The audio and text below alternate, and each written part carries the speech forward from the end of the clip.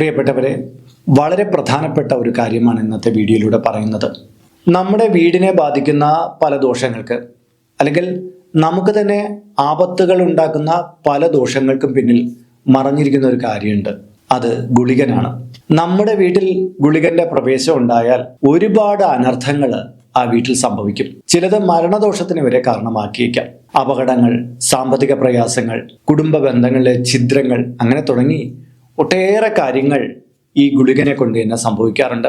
ഉത്തര കേരളത്തിലേക്ക് ചെല്ലുമ്പോൾ ഈ ഗുളികനെ കുറിച്ച് കുറെ അധികം അറിവുണ്ടെങ്കിലും ദക്ഷിണ കേരളത്തിലേക്ക് വരുമ്പോൾ ഗുളികനെ കുറിച്ചുള്ള ആ അറിവ് കുറവാണ്.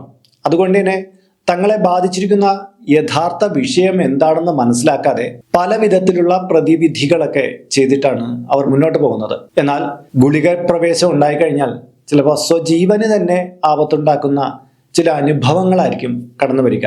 കാരണം ശിവന്റെ കാൽനഖം പിഴുതുണ്ടായ ഒന്നാണ് ഈ ഗുളികൻ എന്ന് പറയുന്നത്. അതായത് കാലനില്ലാത്ത കാലത്ത് ഭൂമിയിൽ നിഗ്രഹങ്ങളൊന്നും നടക്കുന്നില്ല. ഭൂമിയിൽ ജന്മം മാത്രമേ ഉള്ളൂ, സംഹാരങ്ങളൊന്നുമില്ല. അങ്ങനെയുള്ള സ്ഥിതിയിൽ ശിവനായിട്ട് സൃഷ്ടിച്ചതാണ്, തൻ്റെ നഖം കൊണ്ട് സൃഷ്ടിച്ചതാണ് ഗുളികനെ എന്നാണ് വിശ്വാസം. പിന്നീട് ആ ഗുളികൻ മരണത്തിന്റെ ദൂതനായിട്ട് അലഞ്ഞു നടന്നു. ഇതിനെ ചുറ്റിപ്പറ്റി വേറെ ചില ഐതിഹ്യങ്ങളും കൂടെ ഉണ്ട്. തീർച്ചയായിട്ടും അത് നമുക്ക് പരാമർശിക്കാവുന്നതാണ്. എങ്കിലും നിങ്ങളുടെ വീടുകളിൽ ഗുളികന്റെ പ്രവേശം ഉണ്ടായിട്ടുണ്ടെങ്കിൽ ചില ലക്ഷണങ്ങൾ നമുക്ക് കാണാൻ പറ്റുന്നതാണ്. ആ ലക്ഷണങ്ങളിൽ ചിലത് വളരെ അപകടകരമായിട്ടുള്ള കാര്യം കൂടിയാണ്. അപ്പോൾ നമ്മൾ അതിനെ കൃത്യമായിട്ട് മനസ്സിലാക്കി വയ്ക്കുകയും അതിന് ഉതകുന്ന തരത്തിലുള്ള പ്രതിവിധികളൊക്കെ ചെയ്തില്ലെങ്കിൽ ചില പ്രയാസങ്ങൾ വന്നുകൂടുന്നത് വളരെ കഠിനതരമായിട്ടായിരിക്കും. അതുകൊണ്ട് തന്നെ ഈ ലക്ഷണങ്ങളെ നമ്മൾ പൂർണ്ണമായി മനസ്സിലാക്കി വെക്കേണ്ടത് അത്യാവശ്യമായിട്ടുള്ള കാര്യമാണ്. വീഡിയോ മുഴുവനും കാണുക. ഇതിൻ്റെ ചില പരിഹാര കാര്യങ്ങളും കൂടി ഇതിൽ നിർദ്ദേശിക്കുന്നതാണ്. നമസ്കാരം, ഞാൻ RJ അയ്യർ ഹരിചന്ദന മഠം.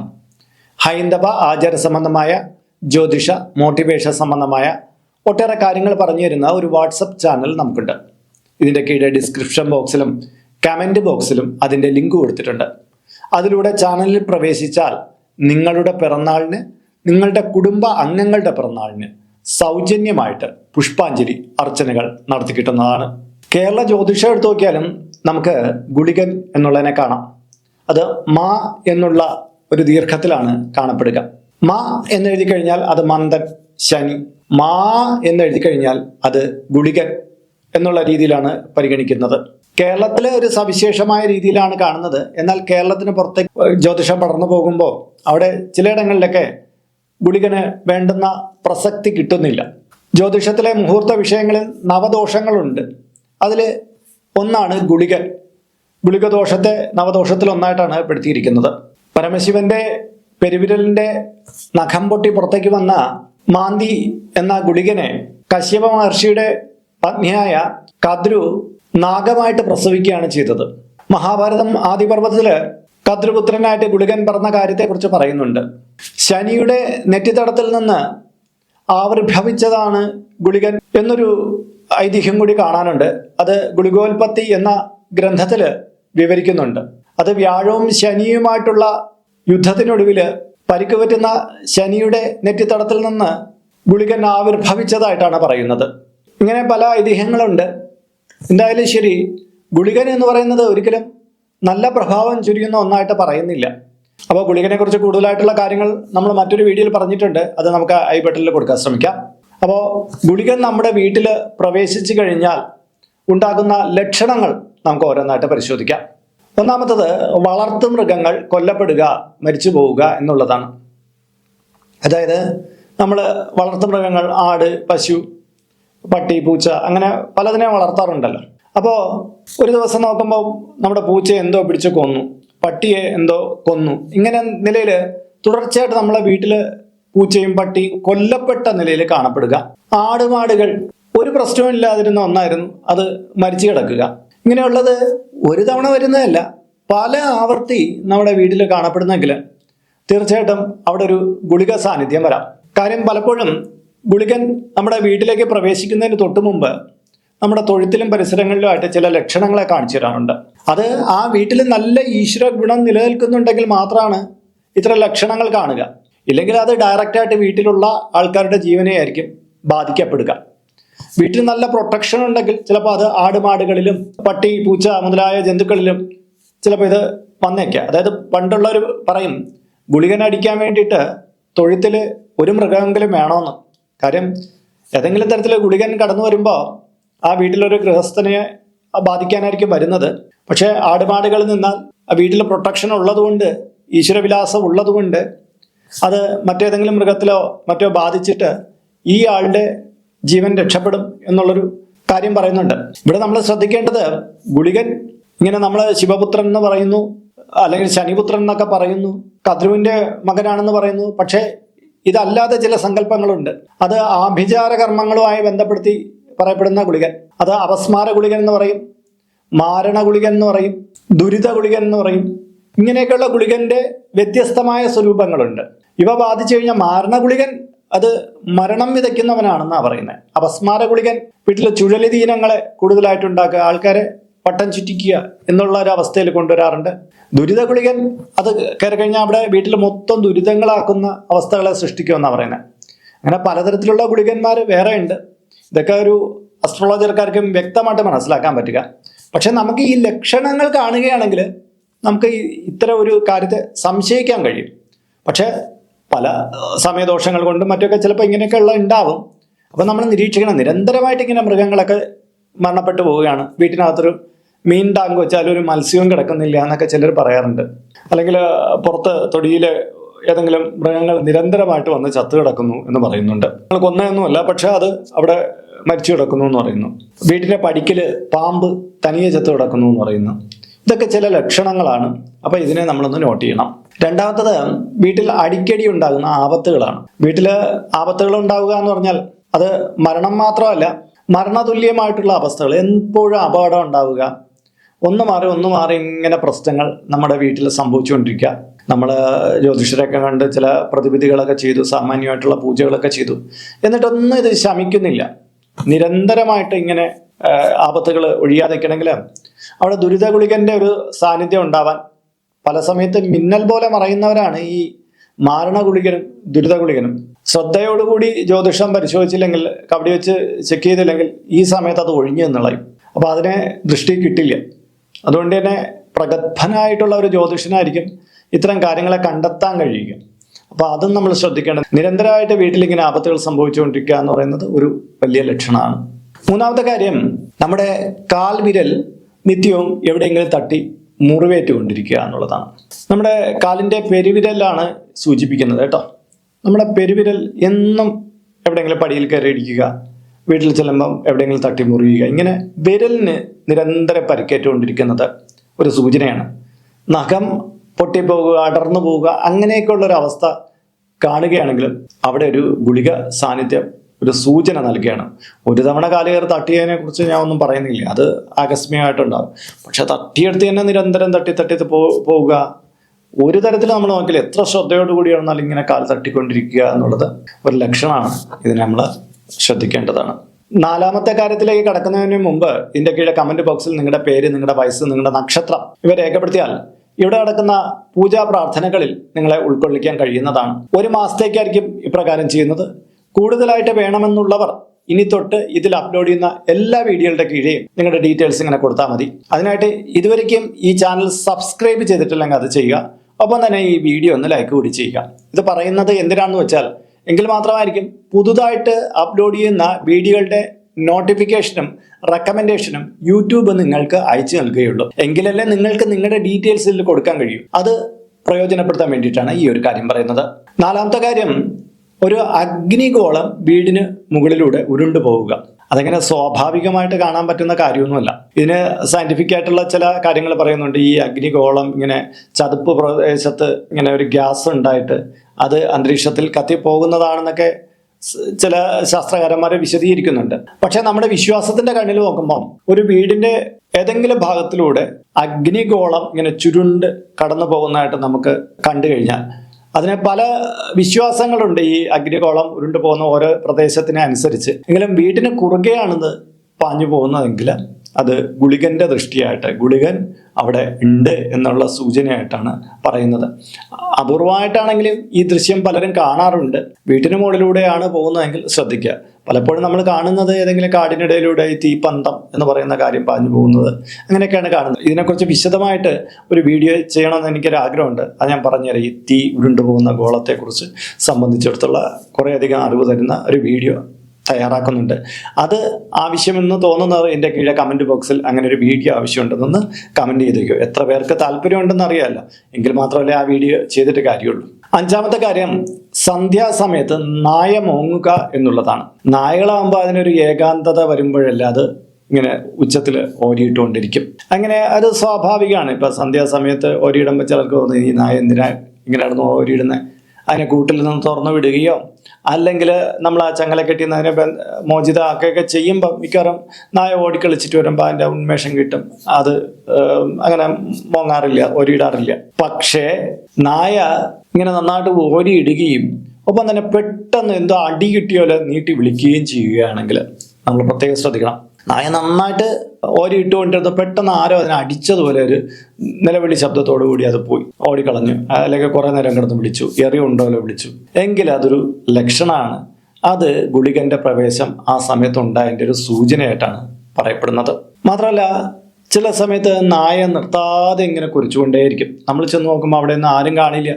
പക്ഷെ നായ ശൂന്യതയിലേക്ക് നോക്കി ഇങ്ങനെ വെറുതെ കുറിച്ചുകൊണ്ടിരിക്കും. കുറച്ച് നിന്നിട്ട് പെട്ടെന്ന് ആരോ അടിച്ചതുപോലെ അപ്പോഴും അത് വിളിക്കുന്നതാണ്. ഇങ്ങനെയുള്ളൊരു കാര്യം ഉണ്ടാവുകയാണെങ്കിൽ ഒരു ഗുളിക ദൃഷ്ടിയെ നമുക്ക് സംശയിക്കാം. ആറാമത്തെ കാര്യം, വീട്ടിനുള്ളിലെ മുഴക്കം എന്നുള്ളതാണ്. അങ്ങനെ പെട്ടെന്ന് നമുക്ക് കിട്ടാൻ പറ്റുന്ന ഒരു ലക്ഷണമല്ല, കുറച്ച് ശ്രദ്ധിക്കുന്നവർക്ക് ചിലപ്പം കിട്ടുന്നതാണ്. ഒരു തരം വണ്ടോ ഒരു യന്ത്രമോ ഇരുന്ന് മുഴങ്ങുന്നത് പോലുള്ള ഒരു സൗണ്ട് രാപകലില്ലാതെ വീട്ടിനുള്ളിൽ കേട്ടുകൊണ്ടേയിരിക്കും. നമ്മുടെ വീട്ടിൽ വല്ല ഇലക്ട്രോണിക് ഉപകരണങ്ങൾ ചിലപ്പോൾ ഇരുന്ന് മുഴങ്ങിക്കൊണ്ടിരിക്കും.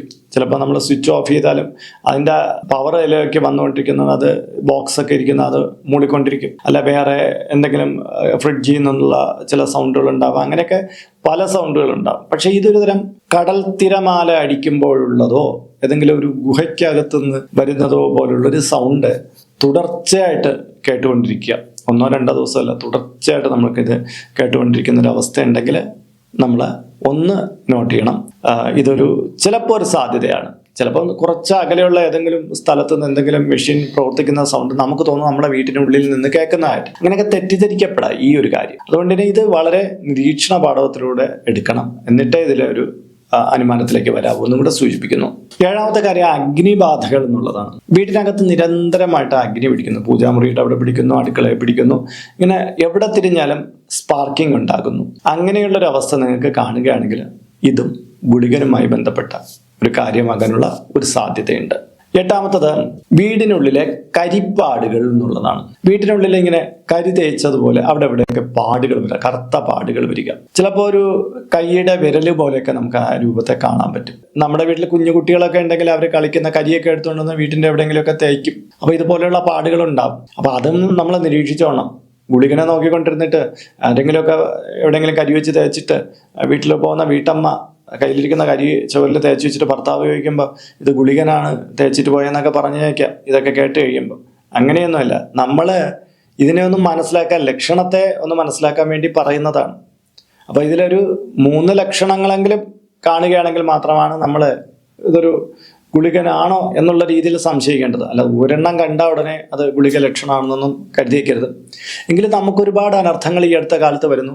ഇതിൽ 1-2 ലക്ഷണങ്ങൾ നമുക്ക് ഉണ്ടെങ്കിൽ നമുക്ക് തീർച്ചയായിട്ടും ഒരു അസ്ട്രോളജറെ അതൊന്ന് മീറ്റ് ചെയ്തിട്ട് ഒന്ന് കബഡി പ്രശ്നമൊക്കെ വെച്ചിട്ട് നമുക്ക് അങ്ങനെ ഉണ്ടോ എന്നുള്ള കാര്യം ചോദിച്ച് മനസ്സിലാക്കാം. അല്ലെങ്കിൽ അദ്ദേഹം പറഞ്ഞു തരികയാണെങ്കിൽ നമുക്ക് അതിനുള്ള പ്രതിവിധികൾ ചെയ്യാം. ഇപ്പൊ തൽക്കാലമായിട്ട് നമ്മുടെ വീട്ടിൽ ഇങ്ങനെയൊക്കെയുള്ള ഒരു അവസ്ഥ കണ്ടു. നമ്മൾ ആദ്യം എന്ത് ചെയ്യണം?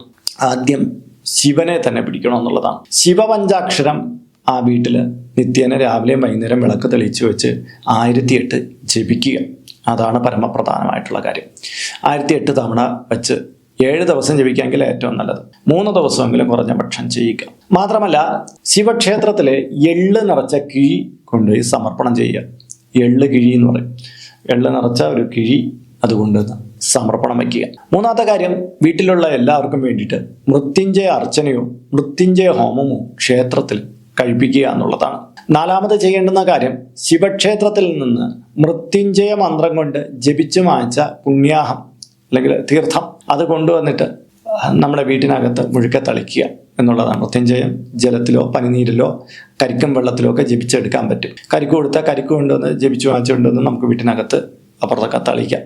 അല്ലെങ്കിൽ പനിനീര് കൊടുത്തിട്ട് പനിനീരിൽ ജപിച്ച് മൃത്യുഞ്ജയം ജപിച്ചു തരാൻ പറഞ്ഞാൽ അത് കൊണ്ടുവന്ന് വീട്ടിനകം പുറം തളിക്കാം. ഇനി വെറും ജലത്തിൽ വേണമെങ്കിൽ നമുക്ക് തൊട്ട് ജപിച്ച് എടുക്കാവുന്നതാണ്. അങ്ങനെ ചെയ്തു തരുന്ന ഒരു മേൽശാന്തി, ഒരു ശാന്തിക്കാരൻ അവിടെ ഉണ്ടാവണം. ചില കാര്യങ്ങളൊക്കെ നമ്മൾ പറഞ്ഞു കൊടുക്കുമ്പോൾ ഇതെന്തിനാ അങ്ങനെ ചെയ്തിട്ട് എന്താ കാര്യം എന്ന് ചോദിക്കുന്ന ചില മേൽശാന്തിയരുണ്ട്. കാര്യം അവർക്ക് അതിലൊന്നും താല്പര്യമില്ല. മറ്റൊരാൾ പറഞ്ഞു കൊടുത്ത കാര്യം ചെയ്യും, ഞാനാണ് എല്ലാത്തിൻ്റെ അധികാരി എന്ന് വിചാരിച്ച് നിൽക്കുന്ന ചില മേൽശാന്തി അവർ ചെയ്ത് കേൾക്കില്ല. അതിൻ്റെ കൂട്ടത്തിൽ കൂടെ പറഞ്ഞേ പറ്റുള്ളൂ. കാര്യം നല്ല നല്ല പൂജാകർമ്മങ്ങളെക്കുറിച്ച് നല്ല മന്ത്രങ്ങൾ കൊണ്ട് ചെയ്യണമെന്ന് പറഞ്ഞ് കൊടുത്തു വിടുന്ന പലതും ഇവിടെ ഇല്ല, ഇങ്ങനെയൊന്നും ചെയ്തിട്ടില്ല എന്ന് പറയുന്ന ഇന്നേ കാലത്തുള്ള ഒരാളുണ്ട്. ഇങ്ങനെ മന്ത്രം ഇല്ല എന്നൊക്കെ ചിലപ്പോൾ പറഞ്ഞേക്കും. ഒന്ന് ഗൂഗിൾ ചെയ്ത് നോക്കിയാൽ പോരെ എങ്ങനെ ഉണ്ടോ ഈ മന്ത്രം ഉണ്ടോ. യൂട്യൂബിലൊക്കെ നിരന്തരമായിട്ട് കാണപ്പെടുന്ന മന്ത്രത്തെക്കുറിച്ചാണ് ഇവർ ചിലപ്പോൾ ഇല്ല എന്നൊക്കെ പറഞ്ഞേക്കണം. ചില അവസരത്തിൽ നമുക്ക് ഇങ്ങനത്തെ അനുഭവമുണ്ട്. അറിവില്ലെങ്കിൽ ഇല്ല എന്ന് പറയുക അത് പാടില്ല. നിങ്ങൾക്ക് അറിവില്ലെങ്കിൽ ഒരു മേൽശാന്തിയായിട്ട് ഇരിക്കുമ്പോൾ അത് ഒന്ന് പഠിക്കാനുള്ള ഒരു തീരുമാനമെങ്കിലും ഉണ്ടാവണം. അറ്റ് എ ടൈം അപ്പോൾ എനിക്കറിയില്ലെങ്കിൽ ഞാൻ അടുത്ത ദിവസം അത് നോക്കിയിട്ട് വന്ന് ചെയ്തു കൊടുക്കാന്നൊരു എളിമ നമ്മൾ പ്രദർശിപ്പിക്കണം. നമ്മുടെ ഗുരുക്കന്മാരുടെ അടുത്ത് ചോദിക്കണം. എല്ലാത്തിൻ്റെ അധികാരി നമ്മളൊന്നുമല്ല. ചിലപ്പം ഭക്തജനങ്ങൾ ചോദിക്കുന്ന ചില ചോദ്യത്തിന് നമുക്ക് ഉത്തരം കിട്ടിയില്ലെങ്കിൽ നമ്മൾ കൃത്യമായിട്ടല്ലേ ഗ്രന്ഥങ്ങൾ പരിശോധിച്ച് മറുപടി കൊടുക്കണം. അപ്പോഴത്തന്നെ മറുപടി കൊടുത്തില്ലെങ്കിൽ നമുക്ക് എന്തെങ്കിലും വിജ്ഞാനം കുറഞ്ഞു പോകുന്നൊന്നും വിചാരിക്കേണ്ട. എല്ലാം പഠിച്ച് തലയിൽ വെച്ചുകൊണ്ടിരിക്കണമെന്ന് നിർബന്ധമൊന്നുമില്ല ഒരാൾ. അതിനാണ് റെഫറൻസിന് വേണ്ടിയിട്ട് ഗ്രന്ഥങ്ങളുള്ളത്. അതിൽ നോക്കിയിട്ട് ചെയ്യാവുന്നതേ ഉള്ളൂ. അതാണ് വേണ്ടത്. നമ്മളെപ്പോഴും എന്താണ് സേവനം ചെയ്യുക എന്നുള്ളതാണല്ല. നമ്മൾ മാനവരെ സേവിക്കാൻ വേണ്ടിയിട്ടാണ് ഒരു മേൽശാന്തിയാവുന്നത്, ഒരു കർമ്മിയാവുന്നത്. എല്ലാം നമുക്കുണ്ടാവുന്ന അറിവ് വെച്ചിട്ട് മറ്റൊരാൾക്ക് ഗുണം ചെയ്യുന്ന കാര്യങ്ങളെ ചെയ്തു കൊടുക്കുക. ഇല്ലെങ്കിൽ ഇത് പഠിച്ചിട്ട് നമ്മൾ വെറുതെ അതിനെ ഉപയോഗിക്കുന്ന ഒരു ഡോക്ടറായിട്ടൊരു വ്യക്തി മാറിയിട്ട് അയാൾ സദാസമയം വീട്ടിൽ കിടന്ന് ഉറങ്ങിയിട്ട് എന്തെങ്കിലും കാര്യമുണ്ടോ? അയാൾ സേവനത്തിന് വേണ്ടി സർവീസിന് വേണ്ടിയിട്ട് ഇറങ്ങണ്ടേ? ഒരുപാട് കഷ്ടത അനുഭവിക്കുന്ന രോഗികൾക്ക് വേണ്ടിയിട്ട് അദ്ദേഹത്തിൻ്റെ ആ കോൺട്രിബ്യൂഷൻ കൊടുക്കണ്ടേ? അതൊക്കെ വേണം. അതുപോലെ നമുക്ക് ചെയ്യാവുന്ന മറ്റൊരു കാര്യമാണ് ശിവക്ഷേത്രത്തിൽ അഷ്ടഗന്ധം എന്ന് പറയുന്ന ഒരു കാര്യം നമുക്ക് പൂക്കടയിൽ നിന്ന് മറ്റേ മേടിക്കാൻ കിട്ടും. അഷ്ടഗന്ധം അങ്ങാടിക്കടയിൽ കിട്ടും. അത് മേടിച്ചു കൊടുത്തിട്ട് അഘോര മന്ത്രം കൊണ്ട് ജപിച്ചു വാങ്ങിച്ച് വീട്ടിനകത്ത് പുകയ്ക്കുക എന്ന് പറയുന്ന കാര്യം അതും വലിയൊരു കാര്യമാണ്. എന്നാൽ ഞാൻ നേരത്തെ പറഞ്ഞ പോലെ ആഭിചാര ഗുളികൻ, മാരണ ഗുളികൻ, ദുരിത ഗുളികൻ എന്നൊക്കെ പറയുന്ന കാര്യങ്ങളൊക്കെ നിൽക്കുകയാണെങ്കിൽ അതൊരു പക്ഷേ ഈ നെഗറ്റീവ് കർമ്മങ്ങളാൽ നമ്മുടെ നേരേക്ക് ചിലർ വിടുമെന്ന് പറഞ്ഞു കേട്ടിട്ടില്ലേ? അത്തരം കർമ്മങ്ങളുടെ ബാക്കി പത്രമായിട്ട് വരുന്നതും കൂടിയാവും. അപ്പം അങ്ങനെയൊക്കെയുള്ള കാര്യമാണെങ്കിൽ സുദർശന ഹോമം കഴിപ്പിച്ചിട്ട് ഇതിനെ ആവാഹിച്ച് മാറ്റേണ്ടി വരും, ഉച്ചാടിച്ച് കളയേണ്ടി വരും, അഗ്നിയിൽ ചെയ്യേണ്ടി വരും, ജലത്തിൽ വേണ്ടി വരും. അങ്ങനെ പല കാര്യത്തിലും അത് നോക്കിയിട്ട് ചെയ്യാൻ പറ്റുള്ളൂ. അങ്ങനെയുള്ള കാര്യങ്ങൾ പിന്നെ നമ്മൾ അവലംബിക്കേണ്ടി വരും. അപ്പോൾ ഗുളികൻ്റെ ലക്ഷണങ്ങൾ, ഗുളികൻ്റെ ഈ ലക്ഷണങ്ങൾ കണ്ടു കഴിഞ്ഞാൽ ചെയ്യേണ്ടുന്ന കാര്യങ്ങളെല്ലാം നമ്മൾ ഒന്ന് മനസ്സിലാക്കിയിട്ടുണ്ട്. ഗുളികൻ്റെ ഉൽപ്പത്തി കഥയുമായി ബന്ധപ്പെട്ട് കുറേ കാര്യങ്ങൾ പറയാനുണ്ട്. അതുകൊണ്ടൊന്ന് ആദ്യത്തെ ഞാൻ കുറച്ചൊന്ന് പറഞ്ഞു പോകുന്നേ ഉള്ളൂ. ഇതിനെക്കുറിച്ച് കൂടുതലായിട്ടുള്ള കാര്യങ്ങൾ മുമ്പ് നമ്മൾ വീഡിയോ ആയിട്ട് ഹിന്ദു വിഷൻ ചാനലിൽ അപ്ലോഡ് ചെയ്തിട്ടുണ്ട്. അതും കൂടി ഒന്ന് കാണുക. അപ്പോൾ ഇന്നത്തെ വീഡിയോ ഇവിടെ പൂർണ്ണമാവുകയാണ്. അതിന് മുമ്പ് ഇതിൽ കാണുന്നത് എൻ്റെ വാട്സപ്പ് നമ്പറാണ്. ജ്യോതിഷ സംബന്ധമായതും പൂജാ സംബന്ധമായതുമായ അപ്പോയിൻമെൻറ്റിന് വേണ്ടിയിട്ടാണ് ഇത് നൽകിയിരിക്കുന്നത്. നേരിട്ട് വിളിച്ചു കഴിഞ്ഞാൽ കിട്ടുകയില്ല. നിങ്ങളുടെ പേര്, നിങ്ങളുടെ സ്ഥലം ഇവ രേഖപ്പെടുത്തി വാട്സപ്പിലൂടെ മെസ്സേജ് ചെയ്യുക. അപ്പോൾ അഡ്മിനൊരു മാർഗ്ഗനിർദ്ദേശം അയച്ചു നൽകുന്നതാണ്. ആ മാർഗ്ഗനിർദ്ദേശം അനുസരിച്ച് അപ്പോയിൻമെൻ്റ് എടുത്തിട്ട് വിളിക്കാവുന്നതാണ്. നമ്മളിപ്പോൾ ഒരു സ്റ്റോർ യൂട്യൂബിൽ ആരംഭിച്ചിട്ടുണ്ട്. ഹൈന്ദവ ധർമ്മം അനുസരിച്ച് ജീവിക്കുന്നവർക്ക് പൂജാ കാര്യങ്ങളുമായിട്ട് ബന്ധപ്പെട്ട ചില കാര്യങ്ങളൊക്കെ മേടിക്കണമെന്നുണ്ടായിരിക്കും. അപ്പോൾ അങ്ങനെയുള്ള കാര്യങ്ങൾ നിങ്ങൾക്ക് ഓൺലൈനായിട്ട് എടുക്കാൻ പറ്റുന്ന ഒരു സ്റ്റോറാണിത്. താല്പര്യമുള്ളവർക്ക് അതിൽ പോയിട്ട് അതിൻ്റെ വിലയൊക്കെ നോക്കിയിട്ട് നിങ്ങൾക്ക് താല്പര്യമുണ്ടെങ്കിൽ അതിൽ നിന്ന് മേടിക്കാവുന്നതാണ്. ഇങ്ങനെ നോക്കിയാൽ മതിയാകും. അപ്പോൾ മറ്റൊരു വീഡിയോയിൽ മറ്റൊരു വിശേഷമായിട്ട് വീണ്ടും കണ്ടുമുട്ടും വരെ എല്ലാവർക്കും നമസ്കാരം. നിങ്ങളുടെ സ്വന്തം RJ ഹരിചന്ദ്ര മഠം. നമസ്തേ.